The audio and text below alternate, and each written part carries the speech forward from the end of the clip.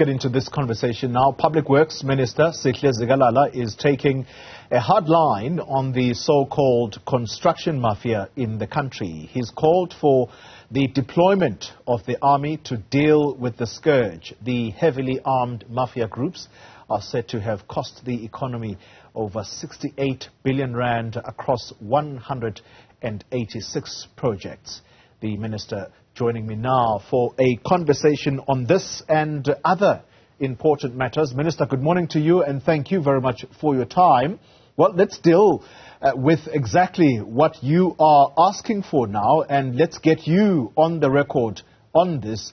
Is it indeed your view that the army should be deployed to the various projects that are ongoing in the country, all because of the so-called construction mafia? Well, firstly, greetings to you, Roli, and the viewers. The view of deploying the army has emerged from various sectors, including provinces, who have suffered a serious loss in terms of time and in terms of money because of disruption of sites. And therefore, we welcome the decision and announcement by President. We believe that that will go a long way in addressing the threats and the security concerns in this project. However, that does not resolve the problem. The problem must be resolved in that the criminal element must be dealt with and dealt with fairly. But on the other side, the genuine concern and plea for transforming the economy, in particular the construction sector, needs to be listened to and to be addressed in a positive way. When you talk about the criminal element that's got to be dealt with, you remind me of what the Democratic Alliance accused you of not so long ago, and that is that you may have misled the country by suggesting that a number of these so-called construction mafia were arrested because they said, where are these people and how many have been arrested? What is your response to that assertion? We have the statistics that we've released, and the statistics comes direct from the police, the SAPS, which is the authoritative organ that arrests anyone alleged to be involved in criminal activities. And therefore, we released that based on the official report from the police. Anyone who would want to suggest otherwise must then tell us, because there are ongoing cases right now that are in various courts which are dealing with these cases, and they are in a main around extortion, where you will find individuals extorting money from business people who are responsible for infrastructure projects. So, in other words, Minister, you're suggesting that it is the role of the Ministry of Police to give statistics as to how many people exactly have been arrested owing to the so-called activities of construction mafia? Well, we can release those as well, but we get it from his ministry and the department. And to suggest that the statistics that we were presenting are wrong or far-fetched is quite misleading. And for me, that was nothing but political grandstanding by the Democratic Alliance. And we are not going to entertain that, but rather we'll continue to focus on dealing with the problem itself. Talking about dealing with the problems, the construction industry in South Africa, yes, they are complaining about the activities of these mafias, but at the same time, that does not mean that government must stop the work of ensuring that this country remains a construction site, because this also does give jobs. And it leads me to your recent trip overseas, where you went to try and garner investment or to encourage investment to come into the country. Tell us exactly where you went, because the understanding is that you did face some tough questions from investors. Quite correct. We went to England where we met with a number of investors who are interested in investing in property in various sectors of energy generation and in logistics. Yes, there were concerns about the issue of stability and crime, but in all, the investors we engaged with were quite positive and willing to work with us. There are initiatives right now that are going to be underway where others will be coming to interact with our organs, such as Infrastructure South Africa and other organs that deals with infrastructure rollout program.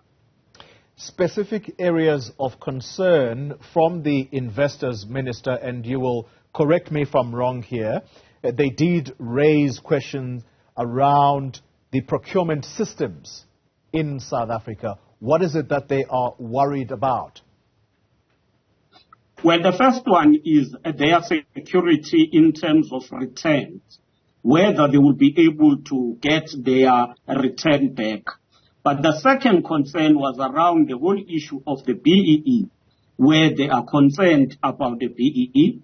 And we clarified that if we say there must be a BEE, we mean that there must be partners who invest in that project, but also who participate in the implementation and execution of the project. And we explained the intention, that the intention or the objectives of the BEE is to ensure that there is transformation of the economy owing to the historical injustice that happened during the apartheid era. Around the procurement systems, am I oversimplifying the matter when I say that perhaps, to cut to the chase, they worried about corruption that is prevalent in the country? Do I have that right? Quite correct. Yes, they are concerned about corruption, but they are concerned about prolonged processes of procurement that takes long.